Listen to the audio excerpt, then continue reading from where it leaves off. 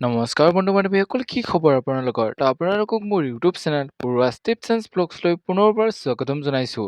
যিসকল বন্ধু বান্ধৱীয়ে ইণ্ডিয়ান আৰ্মিৰ নতুন ভেকেঞ্চিৰ বাবে ৱেইট কৰি আছিলে, তেওঁলোকৰ বাবে এটা বহুতেই ভাল খবৰ যে ফাইনেলি ইণ্ডিয়ান আৰ্মিৰ ফালৰ পৰা আহি গ'ল পাৰ্মানেণ্ট নিউ ভৰ্তি। কেতিয়াৰ পৰা ইয়াৰ অনলাইন এপ্লাই আৰম্ভ হ'ব, কিমান ভেকেঞ্চি আহিছে, সকলো ডিটেইলছ সহকাৰে আপোনালোকক এই ভিডিঅ'টোৰ যোগেৰে জনাম। চাই যাওক ভিডিঅ'টো লাষ্টলৈকে।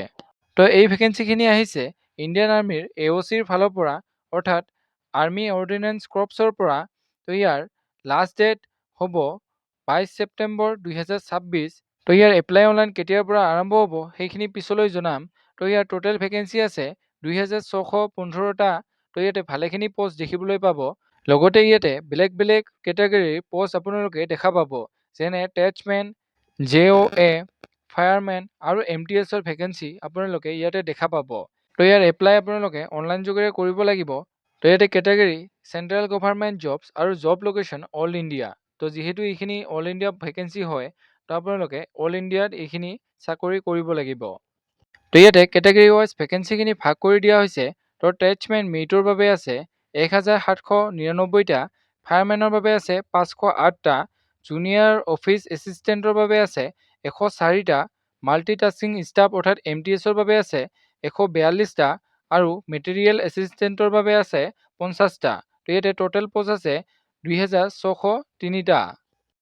ইয়াতে যিহেতু কাষ্ট ৱাইজ ভেকেঞ্চিখিনি ভাগ কৰি দিয়া হৈছে, ইয়াতে কোনটো কাষ্টৰ বাবে কিমান ভেকেঞ্চি আছে, এইখিনি আপোনালোকে ভিডিঅ'টো পজ কৰি বা স্ক্ৰীনশ্বট মাৰি এই ভেকেঞ্চিখিনি চাই ল'ব পাৰিব। এতিয়া আহিছোঁ ইয়াৰ এলিজিবিলিটি ক্ৰাইটেৰিয়ালৈ।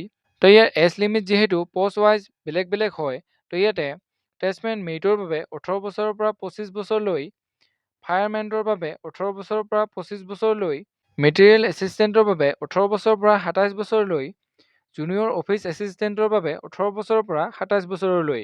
ইয়াতে যিহেতু এজ ইলেকশ্যনো দিয়া হৈছে, ST SC সকলে 5 বছৰ এজ ইলেকশ্যনছ পাব আৰু OBC সকলে 3 বছৰকৈ এজ ইলেকশ্যনছ পাব। এতিয়া আহিছোঁ ইয়াৰ এডুকেশ্যনেল কোৱালিফিকেশ্যনলৈ। ইয়াতে টেচমেন মেৰিটৰ বাবে, অৰ্থাৎ টেচমেন মেৰিটত অনলাইন এপ্লাই কৰিবলৈ কেণ্ডিডেটজন 10 পাছ হ'ব লাগিব, লগতে তেওঁৰ ITI চাৰ্টিফিকেট থাকিব লাগিব। ইয়াৰ পিছত জুনিয়ৰ অফিচ এছিষ্টেণ্টৰ কেণ্ডিডেটজন 12 পাছ হ'ব লাগিব, লগতে কেণ্ডিডেটজনৰ কম্পিউটাৰৰ টাইপিং স্পীড থাকিব লাগিব। ইয়াতে ফায়াৰমেন ভেকেঞ্চিখিনিৰ বাবে চিম্পুল 10 পাছ কৰিলেই অনলাইন এপ্লাই কৰিব পাৰিব আৰু মাল্টিটাস্কিং ষ্টাফৰ 10 পাছ হ'ব লাগিব আৰু লগতে তেওঁৰ ট্ৰেড চাৰ্টিফিকেট থাকিব লাগিব।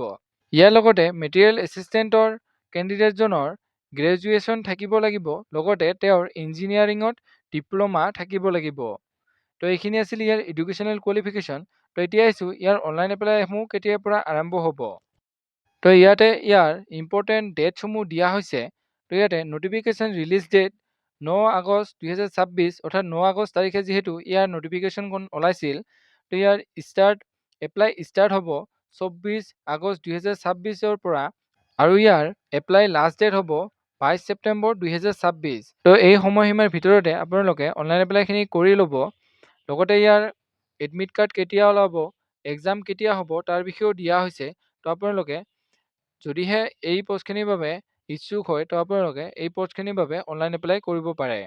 এইখিনি আছিল আৰ্মি AOCৰ ফালৰ পৰা অহা নতুন ভেকেঞ্চিখিনিৰ ওপৰত বনোৱা এটি সৰু ভিডিঅ'। যদি ভিডিঅ'টো চাই ভাল পালে তেনেহ'লে লাইক কৰিব, কমেণ্ট কৰিব, বন্ধু বান্ধৱীসকলৰ লগত ভিডিঅ'টো শ্বেয়াৰ কৰিব, যাতে তেওঁলোকে ইনফৰমেশ্যনটো পাব পাৰে। আৰু যদি আপোনালোকক এই ভেকেঞ্চিখিনিৰ চিলেকশ্যন প্ৰচেছৰ ওপৰত ভিডিঅ' লাগে, তেন্তে কমেণ্ট কৰি জনাব, মই আপোনালোকক ভিডিঅ' বনাই দিম। আজিলৈ ইমানেই। জয় হিন্দ, জয় অসম।